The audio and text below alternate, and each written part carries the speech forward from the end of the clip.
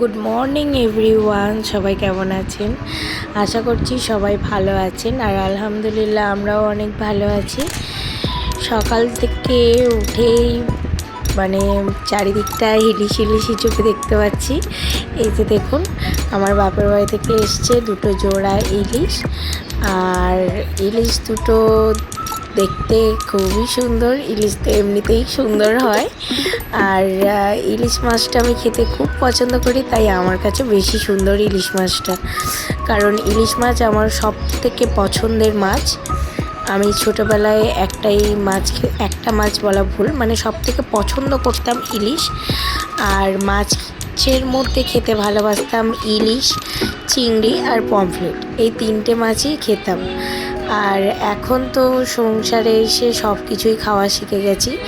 এখন খাই না বলে কোনো জিনিসটা আর নেই, এখন সব জিনিসটাই খাই।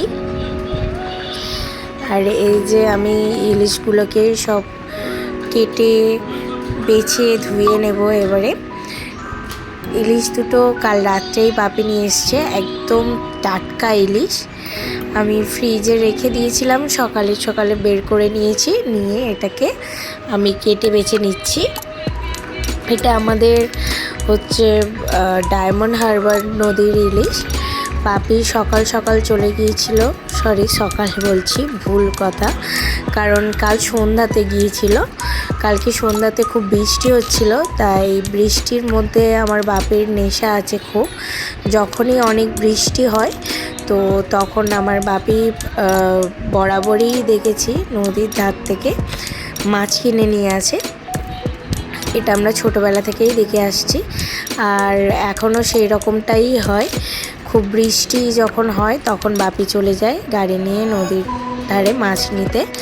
আর বেশিরভাগ ডায়মন্ড হাওড়া নদী থেকেই আনে, আর কখনো কখনো রায়পুর গঙ্গা থেকেও নিয়ে আসে। আর এখন তো আমি বাবার বাড়ি থাকি না, তাই আমারটা আমাকে পাঠিয়ে দেয় এখানে। সবাই বলে না বিয়ের পরে মেয়েরা পরিবর্তন হয়ে যায়, সত্যিই কিন্তু তাই। কারণ আগে যখন মারা এই মাছ মাংস কাটাকুটি করতো তখন তার আশেপাশেই থাকতাম না, কারণ ওইগুলো দেখে গন্ধ পেত। আর এখন দেখুন অনায়াসেই এই সব কাজগুলোই করে নিচ্ছি, কিছুই মনে হচ্ছে না। অথচ তখন যদি মায়ের হাতে করতাম তাহলে মায়ের একটু সুবিধে হতো, কিন্তু এইগুলো তো তখন আর বুঝিনি যে পরে এই কাজগুলোই আমাদের করতে হবে। কিন্তু এখন যখন বুঝতে পারছি, এখন আর যে মাকে গিয়ে একটু করে দিয়ে আসবো সেই উপায়টা আর নেই। এখন শুধু নিজের সংসারেই করতে হবে। তখন মা বলতো বারবার করে যে এখন আমার কাছে করতে গেলে ভালো লাগছে না, করতে পারবি না, আর তখন শ্বশুর বাড়ি গিয়ে করতে হবে, তখন বুঝতে পারবি। তখন কথাগুলোর কোনোই মানে বুঝতে পারিনি, তখন কথাগুলোর মর্ম বুঝিনি, কিন্তু এখন বেশ ভালোভাবেই বুঝতে পারছি যে হ্যাঁ, কথাগুলো সত্যিই বাস্তব, আর এটাই বাস্তবে হয়ে থাকে।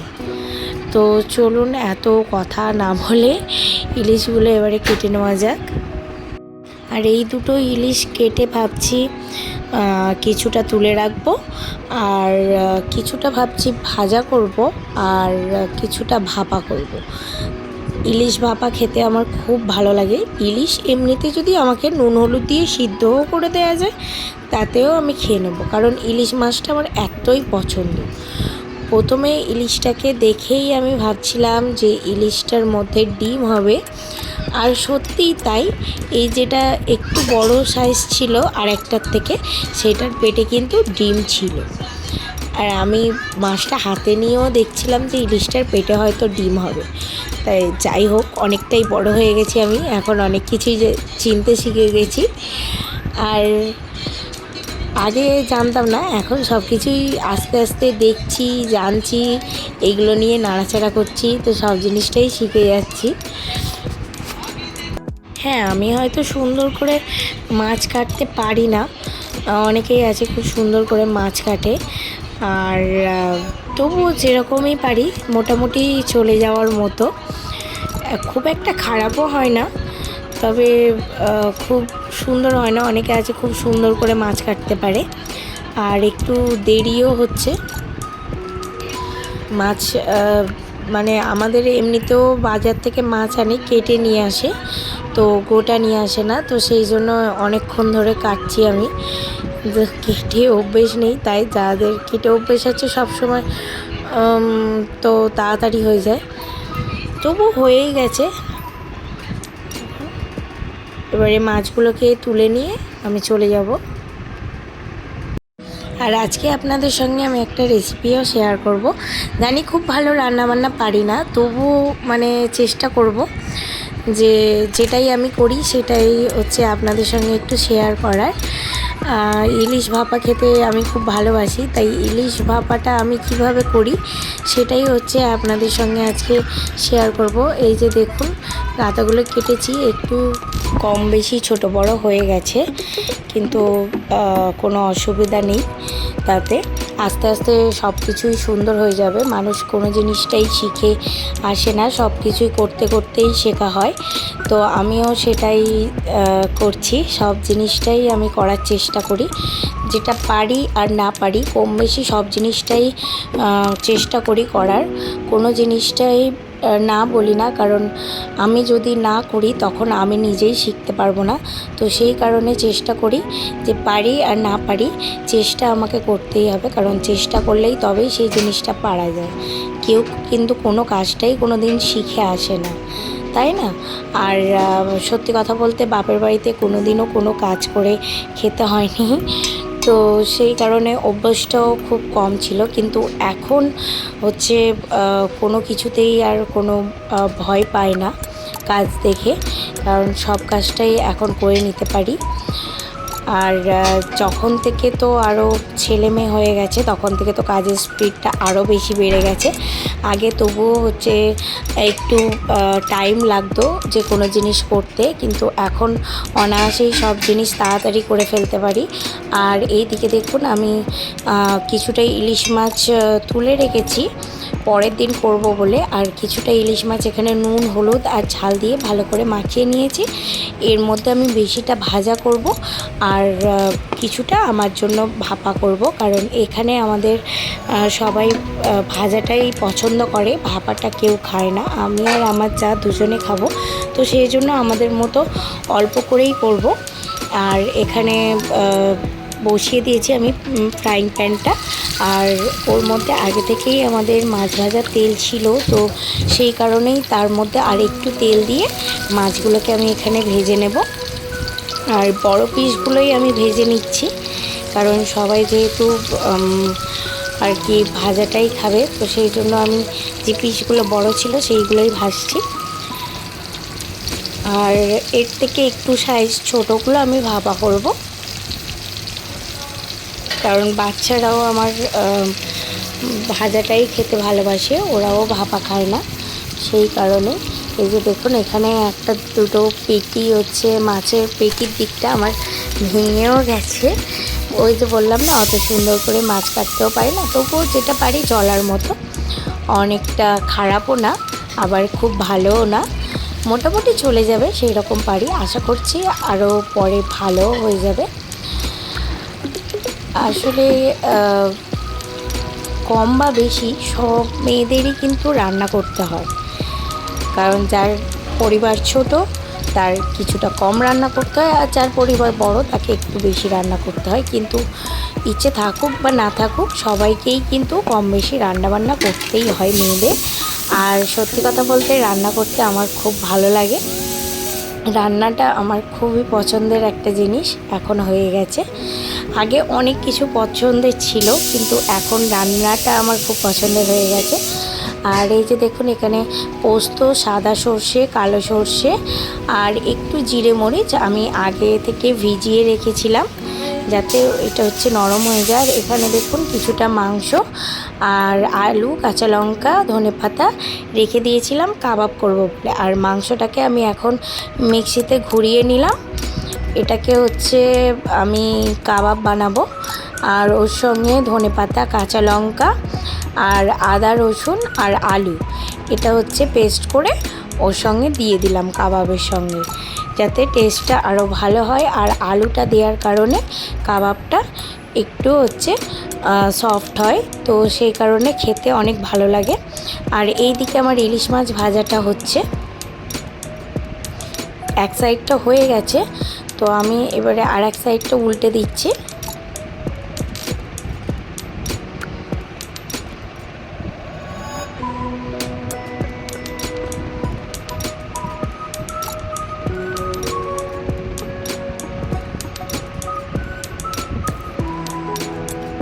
মাছটার পেটে দেখুন কতটা ডিম আছে, সুন্দর ভর্তি ভর্তি ডিম। আর ইলিশ মাছের ডিম খেতে আমার ভীষণ ভালো লাগে। আর আপনারা কে কে আমার মতো ইলিশ মাছের ডিম খেতে খুব পছন্দ করেন অবশ্যই জানাবেন কিন্তু। গরম গরম ইলিশ ভাজা আর তার সঙ্গে ইলিশের একটু তেল, কি দারুণ যে স্বাদের, মানে কারো সঙ্গে তুলনা হবে না। আর ইলিশ পছন্দ করে না এরকম মানুষ খুব কমই আছে, বেশিরভাগ সবাই ইলিশ খেতে পছন্দ করে। আর আমার মতো যারা ইলিশ প্রেমী আছে তাদের জন্য তো কোনো কথাই হবে না। দুপুরবেলা হচ্ছে কিছুটা ভাত আর গরম গরম ইলিশ ভাজা, তার সঙ্গে একটু ইলিশের তেল, জাস্ট আর কিছু লাগবে না, দুপুরটা একেবারেই জমে যাবে। এইদিকে আমি নারকেলটাকে এখন ফাটিয়ে নেব, কারণ আমি ভাপাতে নারকেলটা দেব, তো সেই কারণে নারকেলটা আমি কুড়ে নেব। এইদিকে কাজ করতে করতে এক সাইডে নারকেলটাকেও কুড়িয়ে নেব। তো এখানে আমি দুটো মালা ইউজ করব না, কারণ আমার ভাপাটা অতটা বেশি হবে না, দুটো লাগবে না, তো একটা মালাতেই হয়ে যাবে। আমি ছোটো মালাটা নেব আর বড় মালাটা তুলে রাখবো, আবার অন্য কোনো রান্নাতে ওটা ইউজ করে নেব। তো এখন আমি কাবাবটাকে এখানে মশলা দিয়ে দিয়েছি, এর মধ্যে হচ্ছে হলুদ, লঙ্কা, জিরে গুঁড়ো, মরিচ গুঁড়ো, ধনে গুঁড়ো আর একটু গরম মশলা গুঁড়ো দিয়ে ভালো করে এটা হাতের সাহায্যে আমি মাখিয়ে নিচ্ছি। আর এর মধ্যে দিয়ে দিচ্ছি একটু সর্ষের তেল।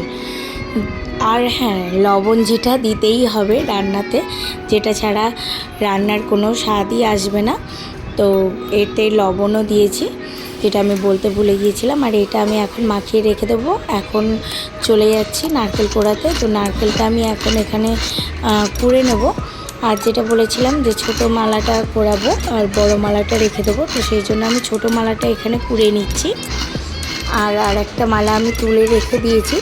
এই নারকেল কোড়াটা দেওয়ার জন্য ইলিশ মাছ ভাপাটা যে এত সুন্দর স্বাদ হয় সেটা আমি বলে বোঝাতে পারবো না, কারণ আমার নারকেল জিনিসটাই আমার খুব পছন্দের।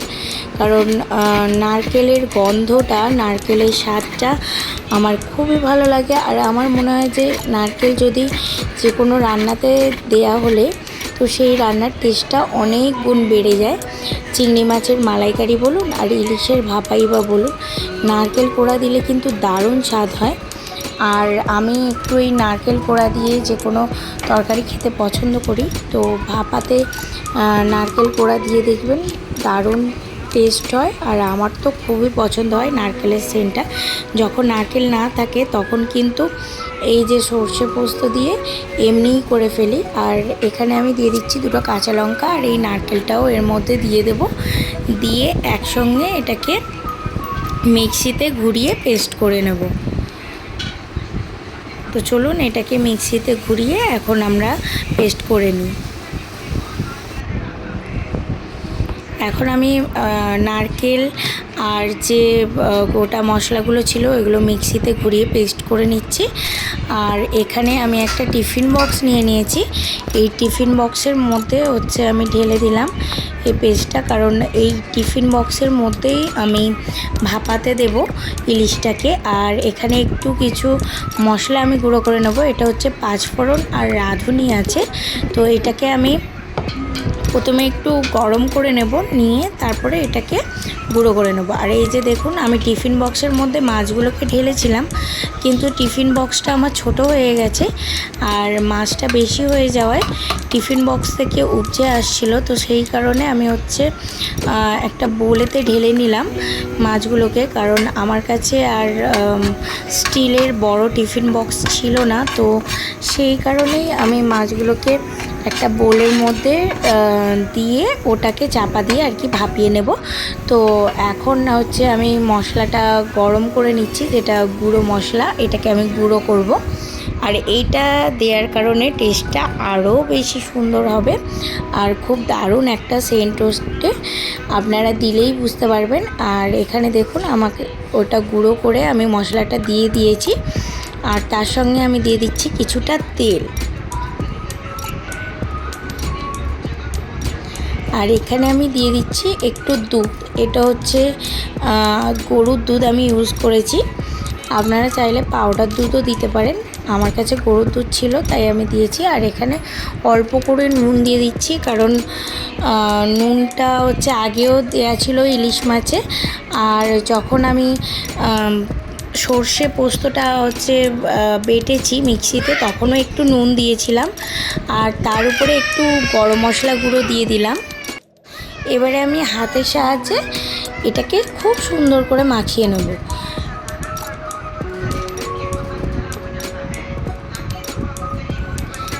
এখনই যা গন্ধ উঠেছে এই মশলাগুলো একসঙ্গে মাখাতে, ঘরটা মোমো করছে, তো ভাপানোর পরে আরও কত সুন্দর গন্ধ উঠবে ভাবুন।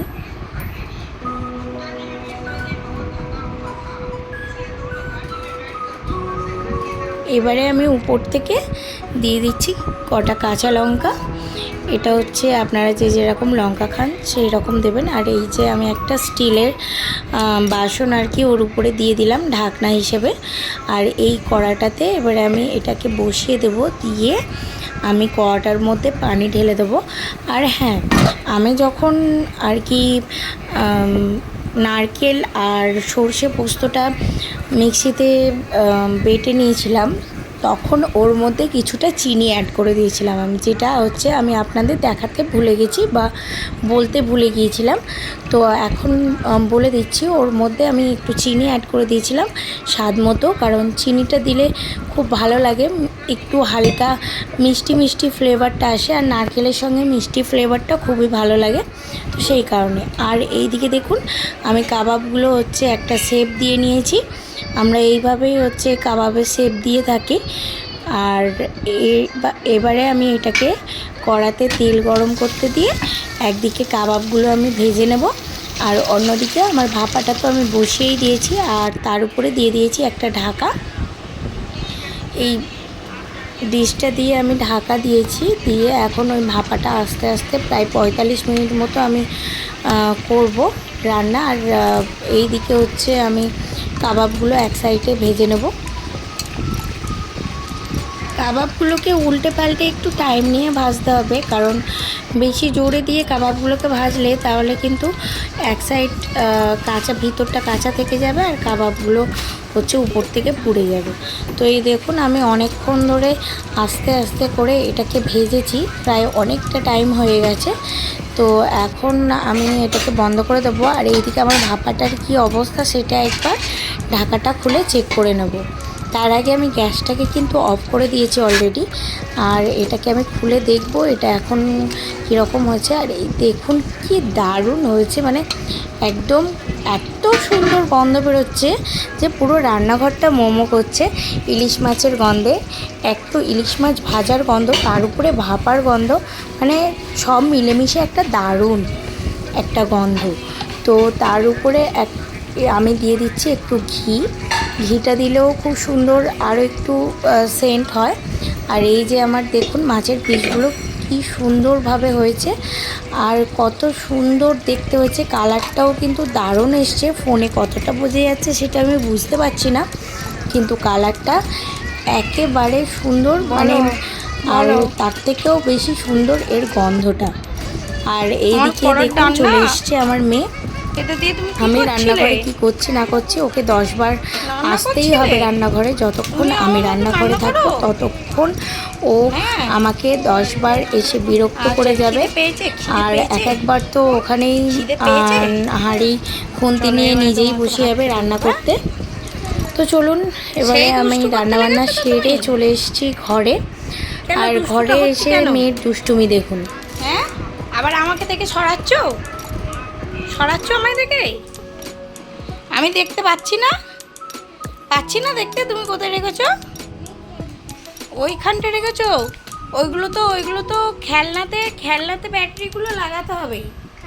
তোমাদের যে সুন্দর সুন্দর খেলনাগুলো আছে ওইগুলো তো ব্যাটারি লাগালে তবে তো চলবে, তুমি ব্যাটারিগুলো নষ্ট করে দিচ্ছ। কি খেলনাটা দেবো? দেখুন আমি রান্নাঘরে রান্নাবান্না করতে ব্যস্ত, আর আমার এই দুষ্টু মেয়েটা দুষ্টুমি করতে ব্যস্ত। ও চেয়ার নিয়ে উঠে ওইগুলো পেড়ে খুলছে, আবার আমাকে দেখে আবার লুকাচ্ছে। আমার ছেলে চলে এসেছে স্কুল থেকে, আর এসে ওর মুখটার একবার অবস্থাটা দেখুন, কারণ ও আজকে স্কুল থেকে আস্তে আস্তে ওর জোর পটি পেয়ে গেছে। দেখলেন তো, স্কুল থেকে এসেই নাকি ওর পটি পেয়ে গেছে, তাড়াতাড়ি করে পটি করতে চলে গেছে। চলুন এই সময় আমিও গোসলটা সেরে নিই, তারপরে ওদের খেতে দেবো। আমি চলে এসেছি গোসল সেরে, আর ওদের জন্য খাবার নিয়েও চলে এসেছি। দুজনের আর দেরি সহ্য হচ্ছে না। এই যে দেখুন আমার জন্য একটা ইলিশ ভাপা নিয়ে এসেছি, আর হচ্ছে মাছ ভাজা বাচ্চাদের জন্য নিয়ে এসেছি, আর তিনজনের জন্য 3টে কাবাব নিয়ে এসেছি। আহিলের প্রচণ্ড খিদে পেয়ে গেছে, ও আর সহ্য করতে পারছে না। আর এই যে দেখুন আমায়রা আফসিনও দুজনেই খেতে আরম্ভ করে দিয়েছে। আহিল ওরকম করবে না, ও কিন্তু ছোট বোন। হ্যাঁ, সব সময় তুমি বোনকে মারো, এটা ঠিক না। আরে দাঁড়াও দাঁড়াও, আমি খাইয়ে দিচ্ছি, দাঁড়াও। এনো বসো, তোমরা খেয়ে বলো তো কেমন হয়েছে। বিসমিল্লাহ, কেমন হয়েছে বলো। ভালো লাগছে? কেমন খেতে হলো? তোমাদের জন্যই তো আজকে করেছি। আর মাছের গন্ধেতে পুরো ঘরটা মোমো করছে।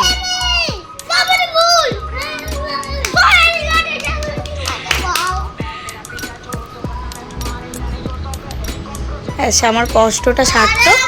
এই যে এতক্ষণ ধরে কষ্ট করে বাচ্চাদের জন্য করলাম, আর ওরা যে খেয়ে এত খুশি হচ্ছে, এটাতেই আমি খুব খুশি।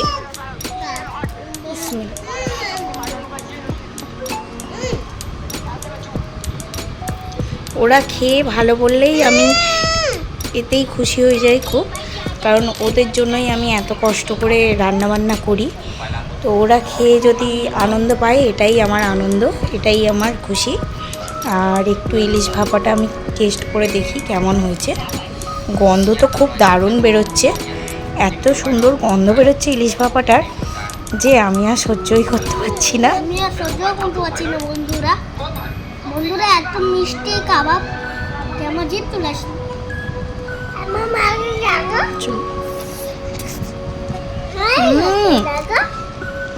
সত্যি বলছি, মানে এত সুন্দর হয়েছে খেতে ভাপাটা। মানে একবার বাড়িতে এটা না বানিয়ে টেস্ট করলে মানে বিশ্বাসই করতে পারবেন না যে এটা এতটা মজার খেতে হয়েছে। আর বিশেষ করে তো এই যে ভাপার গ্রেভিটা মানে অসম্ভব সুন্দর হয়েছে। এই গ্রেভিটা দিয়েই একতলা ভাত অনায়াসেই খেয়ে ফেলা যাবে। তো আমার রিকোয়েস্ট রইল আপনাদের কাছে যে একবার অন্তত এইভাবে ইলিশ ভাপা বাড়িতে বানিয়ে খেয়ে দেখবেন, দারুণ টেস্ট হয়। আর এটা আমার মুখের কথা না, আপনারাও বানালে বুঝতে পারবেন যে কতটা ভালো সুন্দর খেতে হয় এটা।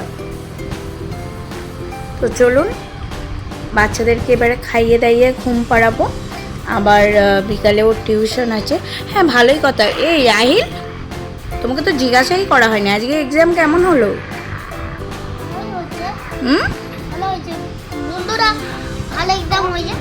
ভালো এক্সাম হয়েছে?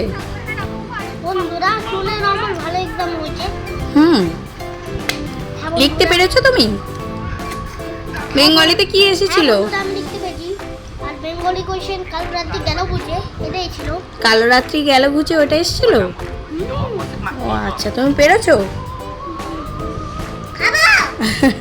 তুমি কি পেরেছো সেটা তো মানে যখন রেজাল্ট আউট হবে তখনই বোঝা যাবে। ঠিক আছে, তো চলুন আজকে বাচ্চাদেরকে এবারে খাইয়ে দাইয়ে ঘুম পাড়াই। আর আজকে ভিডিওটা এখানেই শেষ করছি।